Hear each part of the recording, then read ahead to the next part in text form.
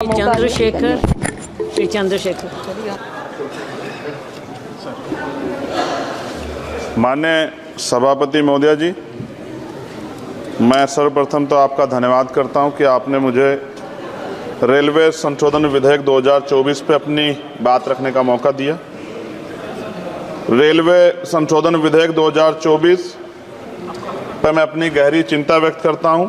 यह विधेयक भले ही रेलवे के शासन ढांचे को सुव्यवस्थित करने का लक्ष्य रखता हो, लेकिन ये हमारे रेलवे सिस्टम की मूलभूत ताकत को कमज़ोर कर सकता है।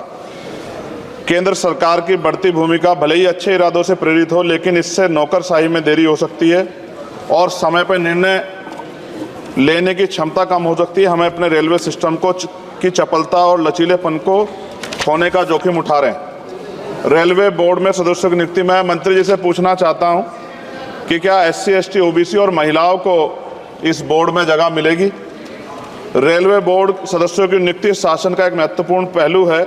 यह आवश्यक है कि नियुक्तियां योग्यता और विशेषज्ञता के आधार पर हो, ना कि राजनीतिक विचारधाराओं के आधार पर। इस मोर्चे पर कोई भी समझौता निर्णय लेने की गुणवत्ता और भारतीय रेलवे के समग्र प्रदर्शन में गिरावट का कारण बन सकता है। जनता की ज़रूरतें सर्वोपरि है, इसलिए हमारे लिए आम आदमी की ज़रूरतें सर्वोपरि हैं। रेलवे सुलभ, किफ़ायती और विश्वसनीय होना चाहिए।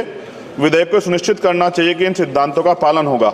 हालांकि विधेयक का उद्देश्य अच्छा हो सकता है, लेकिन इससे संभावित परिणाम दूरगामी है। हमें सावधानीपूर्वक आगे बढ़ना चाहिए और सुनिश्चित करना चाहिए कि सुधार रेलवे के मूल तत्वों को कमजोर ना करें। साथ साथ सभापति महोदया, जिस लोकसभा क्षेत्र से मैं आता हूँ, नगीना, वो बहुत पिछड़ा हुआ क्षेत्र है।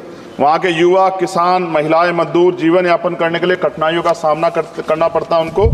इसलिए मैं माननीय मंत्री जी से मांग करूँगा कि नजीबाबाद से मुंबई और जम्मू के लिए ट्रेन चलाई जाए। साथ साथ नजीबाबाद स्टेशन गढ़वाल का प्रवेश द्वार है। मैं आपसे आग्रह करूँगा कि वहाँ जल भराव की समस्या होती है स्टेशन पर, उसकी देखरेख की जाए। बेगमपुरा एक्सप्रेस वाराणसी टू जम्मू तवी का स्टॉपेज वहाँ हो। दिल्ली जाने के लिए सुबह में कोई ट्रेन नहीं है, मुझे भी आना पड़ता है तो बहुत परेशानी का सामना करना पड़ता है अक्सर, जब मैं कोशिश करता हूं कि सेशन में चला जाऊं, क्योंकि ये रेलवे की सुविधा आपने उपलब्ध कराई है। जलालाबाद क्रॉसिंग पे ओवरब्रिज बनना चाहिए। धामपुर में 2 जगह पे समस्या है सर, कई घंटे खड़ा होना पड़ता है, ओवरब्रिज की आवश्यकता है वहाँ। नगीना में ओवरब्रिज की जो कोतवाली वाला क्षेत्र है उसमें, सेहोरा में ओवरब्रिज की दिक्कत है, किरतपुर में है। और बैकलॉग सर बहुत इंपॉर्टेंट विषय है। रेलवे का बैकलॉग जल्दी भरना चाहिए। जनरल कोच बढ़ाए जाने चाहिए, क्योंकि बहुत बड़ी आबादी रेलवे में सफ़र करती है। बहुत लोगों की जान दुर्घटना में जा रही है। हमने कई एक्सीडेंट जो हैं देखे हैं, और एक कर्मचारी की जान की जिस तरह दब गई, ये भी एक बहुत बड़ी समस्या थी। जनता में गुस्सा पैदा हुआ, इसकी रोकथाम की जाए। गरीब यात्रा करने के लिए जाता है, अंतिम यात्रा ना हो जाए, इस बात का हमें ध्यान रखना पड़ेगा। साथ साथ इसका मुझे एक मुख्य कारण ये दिखाई देता है कि लोको पायलट को रात और दिन में ड्यूटी करनी पड़ती है। मैं ख़त्म कर रहा हूँ। रात की ड्यूटी कठिन है, उसके बाद पर्याप्त आराम चाहिए।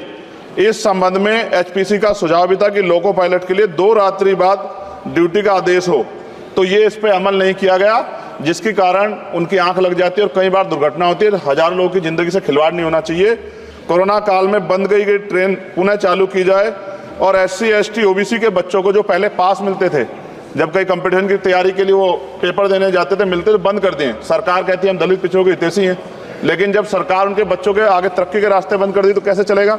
और जिस तरह लगातार निजीकरण हो रहा है, इस निजीकरण से सरकारी नौकरी खत्म हो जाएगी रेलवे में, तो ये दलित पिछड़ों के बच्चे कहाँ जाके बैठे, कौन सी कुर्सी बैठे? आज भी देश में सामाजिक गैर बराबरी है।